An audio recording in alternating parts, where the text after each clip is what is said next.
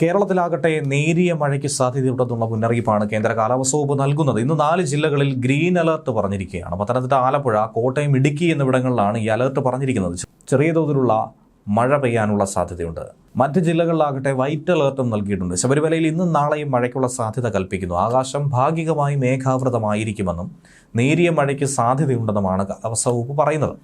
കേരളത്തിലെ വിവിധ ജില്ലകളിൽ തണുപ്പും ഇതോടൊപ്പം തന്നെ വർദ്ധിക്കുന്നുണ്ട്. പകൽ സമയത്ത് കനത്ത ചൂടാണെങ്കിൽ രാത്രി സമയത്ത് വലിയ തോതിൽ തന്നെ തണുപ്പ് അനുഭവപ്പെടുന്നുണ്ട്. ഡിസംബർ പകുതി ആയപ്പോഴേക്കും സംസ്ഥാനത്ത് പതിവില്ലാത്ത രീതിയിലാണ് തണുപ്പ് അനുഭവപ്പെടുന്നത്. സമീപകാലത്തെ ഏറ്റവും കൂടിയ തണുപ്പാണ് വടക്കൻ ജില്ലകളിലും തെക്കൻ മലയോര മേഖലകളിലുമൊക്കെ അനുഭവപ്പെടുന്നത്. സാധാരണ തീരദേശ ജില്ലകളിൽ ഈ സമയത്ത് രാത്രി അനുഭവപ്പെടുന്ന പരമാവധി കുറഞ്ഞ താപനില 20 ഡിഗ്രി സെൽഷ്യസ് ആണ്. എന്നാൽ കഴിഞ്ഞ ദിവസങ്ങളിൽ കോഴിക്കോട്, കണ്ണൂർ, മലപ്പുറം, കാസർഗോഡ് ജില്ലകളിലെ തീരപ്രദേശത്ത് താപനില 18 ഡിഗ്രി വരെ കുറഞ്ഞു. വരും ദിവസങ്ങളിൽ ഇനിയും തണുപ്പ് തരത്തിൽ എത്തുമെന്നാണ് മനസ്സിലാക്കാൻ കഴിയുന്നത്. മഴ സാധ്യത കണക്കിലെടുത്തുകൊണ്ട് മത്സ്യത്തൊഴിലാളികൾക്കും ജാഗ്രതാ നിർദ്ദേശം നൽകിയിട്ടുണ്ട്. 18-ാം തീയതി വരെയാണ് മുന്നറിയിപ്പ് നൽകിയിരിക്കുന്നത്. തെക്കൻ തമിഴ്നാട് തീരം, ഗൾഫ് ഓഫ് മാന്നാർ, അതിനോട് ചേർന്ന കന്യാകുമാരി പ്രദേശം എന്നിവിടങ്ങളിൽ മണിക്കൂറിൽ 35 മുതൽ 45 കിലോമീറ്റർ വരെ, ചില അവസരങ്ങളിൽ മണിക്കൂറിൽ 55 കിലോമീറ്റർ വരെ വേഗതയിൽ ശക്തമായ കാറ്റിനും മോശം കാലാവസ്ഥയ്ക്കും സാധ്യതയുണ്ട്. കടൽക്ഷോഭം രൂക്ഷമാകാൻ സാധ്യതയുള്ളതുകൊണ്ട് അപകട മേഖലകളിൽ നിന്നും അധികൃതരുടെ നിർദ്ദേശാനുസരണം മാറി താമസിക്കണം. ചെറിയ വള്ളങ്ങളും ബോട്ടുകളും കടലിലേക്ക് ഇറക്കുന്നത് ഈ സമയത്ത് ഒഴിവാക്കുകയും വേണം. കടലാക്രമണത്തിന് സാധ്യതയുള്ളതുകൊണ്ട് തന്നെ മത്സ്യത്തൊഴിലാളികളും തീരദേശവാസികളും ജാഗ്രത പാലിക്കാനുള്ള മുന്നറിയിപ്പ് നൽകിയിട്ടുണ്ട്. അധികൃതരുടെ നിർദ്ദേശാനുസരണം കടൽക്ഷോഭം രൂക്ഷമാകാൻ സാധ്യതയുള്ള മേഖലകളിൽ നിന്നും ജനങ്ങൾ മാറി താമസിക്കണം. ചെറിയ വള്ളങ്ങളും ബോട്ടുകളും കടലിലേക്ക് ഇറക്കുന്നത് ഈ സമയത്ത് ഒഴിവാക്കണം. കള്ളക്കടൽ പ്രതിഭാസത്തിനും ഉയർന്ന തിരമാലയ്ക്കും സാധ്യതയുള്ള ഘട്ടത്തിൽ കടലിലേക്ക് മത്സ്യബന്ധന യാനങ്ങൾ ഇറക്കുന്നത് പോലെ തന്നെ അപകടകരമാണ് അവ കരയ്ക്ക് അടുപ്പിക്കുന്നത്. അതുകൊണ്ട് തന്നെ തിരമാല ശക്തിപ്പെടുന്ന ഘട്ടത്തിൽ കടലിലേക്ക് ഇറക്കുന്നതും കരയ്ക്ക് അടുപ്പിക്കുന്നതും ഒഴിവാക്കണം.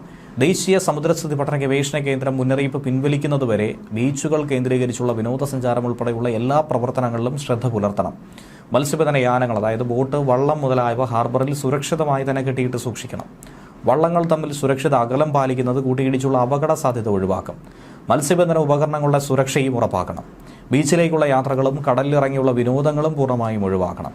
തീരശോഷണത്തിന് സാധ്യത ഉള്ളതുകൊണ്ട് തന്നെ പ്രത്യേകം ജാഗ്രത പുലർത്തണം. ഒപ്പം ഇടിമിന്നൽ ജാഗ്രതാ നിർദ്ദേശങ്ങളും നൽകിയിട്ടുണ്ട്. ഇടിമിന്നൽ അപകടകാരികളാണ്. അവ മനുഷ്യൻ്റെയും മൃഗങ്ങളുടെയും ജീവനും വൈദ്യുത ആശയവിനിമയ ശൃംഖലകൾക്കും വൈദ്യുത ചാലകങ്ങളുമായി ബന്ധിപ്പിച്ചിട്ടുള്ള വീട്ടുപകരണങ്ങൾക്കും വലിയ നാശനഷ്ടം സൃഷ്ടിക്കും. അതുകൊണ്ട് തന്നെ പൊതുജനങ്ങൾ മുൻകരുതൽ നടപടികൾ കാർമേഘം കണ്ടു തുടങ്ങുന്ന സമയം മുതൽ തന്നെ സ്വീകരിക്കേണ്ടതാണ്. ഇടിമിന്നൽ എപ്പോഴും ദൃശ്യമാകണമെന്നില്ല. അതുകൊണ്ട് തന്നെ ഇത്തരം മുൻകരുതൽ നടപടികൾ സ്വീകരിക്കുന്നതിൽ നിന്നും ഒരു കാരണവശാലും വിട്ടു നിൽക്കരുത്. ഇടിമിന്നലിൻ്റെ ആദ്യ ലക്ഷണം കണ്ടു കഴിഞ്ഞാൽ ഉടൻ തന്നെ സുരക്ഷിതമായ കെട്ടിടത്തിനുള്ളിലേക്ക് മാറണം. തുറസായ സ്ഥലങ്ങളിൽ തുടരുന്നത് ഇടിമിന്നലേൽക്കാനുള്ള സാധ്യത വർദ്ധിപ്പിക്കും. ശക്തമായ കാറ്റിനും ഇടിമിന്നലിനും സാധ്യതയുള്ള ഘട്ടത്തിൽ ജനലും വാതിലും അടച്ചിടണം. വാതിലിനും ജനലിനും അടുത്ത് നിൽക്കാതെ ഇരിക്കണം. കെട്ടിടത്തിനകത്ത് തന്നെ ഇരിക്കുക. പരമാവധി ഭിത്തിയിലോ തറയിലോ സ്പർശിക്കാതിരിക്കാൻ ശ്രമിക്കുകയും ചെയ്യണം. ഗ്രഹോപകരണങ്ങളുടെ വൈദ്യുത ബന്ധം വിച്ഛേദിക്കണം. വൈദ്യുതോപകരണങ്ങളുമായിട്ടുള്ള സാമീപ്യം ഇടിമിന്നലുള്ള സമയത്ത് ഒഴിവാക്കണം.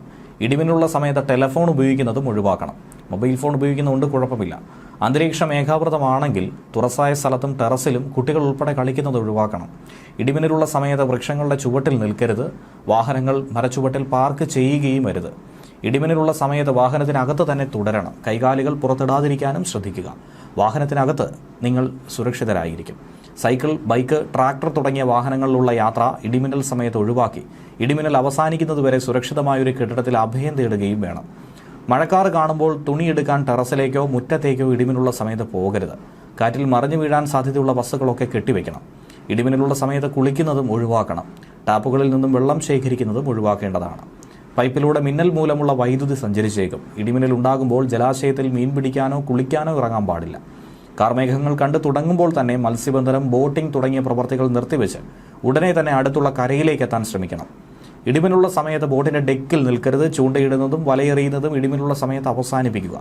പട്ടം പറത്തുന്നത് ഒഴിവാക്കണം. ഇടിമിന്നലുള്ള സമയത്ത് ടെറസിലേക്കോ മറ്റു ഉയരമുള്ള സ്ഥലങ്ങളിലേക്കോ വൃക്ഷക്കൊമ്പിലോ ഇരിക്കുന്നത് അപകടകരമാണ്. വളർത്തുമൃഗങ്ങളെ തുറസായ സ്ഥലത്ത് ഈ സമയത്ത് കെട്ടുകയും അരുത്. അവയെ അഴിക്കാനും സുരക്ഷിതമായി മാറ്റിക്കെട്ടാനും മഴമേഘം കാണുന്ന സമയത്ത് ഒരു കാരണവശാലും പോകരുത്. ഇതൊക്കെ തന്നെ നിങ്ങൾക്ക് ഇടിമിന്നലേൽക്കാൻ കാരണമായേക്കും. അടുത്തുള്ള കെട്ടിടത്തിലേക്ക് മാറാൻ സാധിക്കാത്ത വിധത്തിൽ തുറസായ സ്ഥലത്താണെങ്കിൽ പാദങ്ങൾ ചേർത്ത് വെച്ച് തല കാൽമുട്ടുകൾക്കിടയിൽ ഒതുക്കി വെച്ച് പന്ത് പോലെ ഉരുണ്ടിരിക്കണം. ഇടിമിന്നലിൽ നിന്നും സുരക്ഷിതമാക്കാൻ കെട്ടിടങ്ങൾക്ക് മുകളിൽ മിന്നൽ രക്ഷാചാലകം സ്ഥാപിക്കാം. വൈദ്യുതോപകരണങ്ങളുടെ സുരക്ഷയ്ക്ക് വേണ്ടി സർജ് പ്രൊട്ടക്ടറും ഘടിപ്പിക്കാം. മിന്നലിന്റെ ആഘാതത്താൽ പൊള്ളലേൽക്കുകയോ കാഴ്ചയോ കേൾവിയോ നഷ്ടമാവുകയോ ഹൃദയാഘാതം സംഭവിക്കുകയോ വരെ ചെയ്യാം. മിന്നലാഘാതമേറ്റ ആളുടെ ശരീരത്തിൽ വൈദ്യുത പ്രവാഹം ഇല്ല എന്നുള്ളത് മനസ്സിലാക്കണം. അതുകൊണ്ട് തന്നെ മിന്നലേറ്റ ആളിന് പ്രഥമ ശുശ്രൂഷ നൽകാൻ മടിക്കരുത്. മിന്നലേറ്റാൽ ആദ്യ 30 സെക്കൻഡ് എന്ന് പറയുന്നത് ജീവൻ രക്ഷിക്കാനുള്ള സുവർണ്ണ നിമിഷങ്ങളാണ്. അതുകൊണ്ട് തന്നെ മിന്നലേറ്റ ആളിന് ഉടൻ തന്നെ വൈദ്യസഹായവും എത്തിക്കണം. ഇടിമിന്നലിന്റെ ആദ്യ ലക്ഷണം കണ്ടു കഴിഞ്ഞാൽ ഉടൻ തന്നെ സുരക്ഷിതമായ കെട്ടിടത്തിനുള്ളിലേക്ക് മാറണം. തുറസായ സ്ഥലങ്ങളിൽ തുടരുന്നത് ഇടിമിന്നൽ ഏൽക്കാനുള്ള സാധ്യത വർദ്ധിപ്പിക്കും. ശക്തമായ കാറ്റിനും ഇടിമിന്നലിനും സാധ്യതയുള്ള ഘട്ടത്തിൽ ജനലും വാതിലും അടച്ചിടണം. വാതിലിനും ജനലിലും അടുത്ത് നിൽക്കാതെ ഇരിക്കുക. കെട്ടിടത്തിനകത്ത് തന്നെ ഇരിക്കുക. പരമാവധി ഭിത്തിയിലോ തറയിലോ സ്പർശിക്കാതിരിക്കാൻ ശ്രമിക്കുകയും ചെയ്യുക. ഗ്രഹോപകരണങ്ങളുടെ വൈദ്യുത ബന്ധം വിച്ഛേദിക്കണം. വൈദ്യുത ഉപകരണങ്ങളുമായിട്ടുള്ള സാമീപ്യം ഇടിമിന്നലുള്ള സമയത്ത് ഒഴിവാക്കണം. ഇടിമിന്നലുള്ള സമയത്ത് ടെലിഫോൺ ഉപയോഗിക്കുന്നതും ഒഴിവാക്കണം. മൊബൈൽ ഫോൺ ഉപയോഗിക്കുന്നതുകൊണ്ട് കുഴപ്പമില്ല. അന്തരീക്ഷം മേഘാവൃതമാണെങ്കിൽ തുറസായ സ്ഥലത്തും ടെറസിലും കുട്ടികൾ ഉൾപ്പെടെ കളിക്കുന്നത് ഒഴിവാക്കണം. ഇടിമിന്നലുള്ള സമയത്ത് വൃക്ഷങ്ങളുടെ ചുവട്ടിൽ നിൽക്കരുത്. വാഹനങ്ങൾ മരച്ചുവട്ടിൽ പാർക്ക് ചെയ്യുകയും അരുത്. ഇടിമിന്നലുള്ള സമയത്ത് വാഹനത്തിനകത്ത് തന്നെ തുടരുക. കൈകാലുകൾ പുറത്തിടാതിരിക്കുക. വാഹനത്തിനകത്ത് നിങ്ങൾ സുരക്ഷിതരായിരിക്കും. സൈക്കിൾ, ബൈക്ക്, ട്രാക്ടർ തുടങ്ങിയ വാഹനത്തിലുള്ള യാത്ര ഇടിമിന്നൽ സമയത്ത് ഒഴിവാക്കണം. ഇടിമിന്നൽ അവസാനിക്കുന്നതുവരെ സുരക്ഷിതമായ ഒരു കെട്ടിടത്തിനുള്ളിൽ അഭയം തേടുകയും വേണം. മഴക്കാറ് കാണുമ്പോൾ തുണികൾ എടുക്കാൻ ടെറസിലേക്കോ മുറ്റത്തേക്കോ ഇടിമിന്നുള്ള സമയത്ത് പോകരുത്. കാറ്റിൽ മറിഞ്ഞു വീഴാൻ സാധ്യതയുള്ള വസ്തുക്കളൊക്കെ തന്നെ കെട്ടിവെക്കുക. ഇടിമിന്നുള്ള സമയത്ത് കുളിക്കുന്നതും ഒഴിവാക്കണം. ടാപ്പുകളിൽ നിന്നും വെള്ളം ശേഖരിക്കുന്നതും ഒഴിവാക്കുക.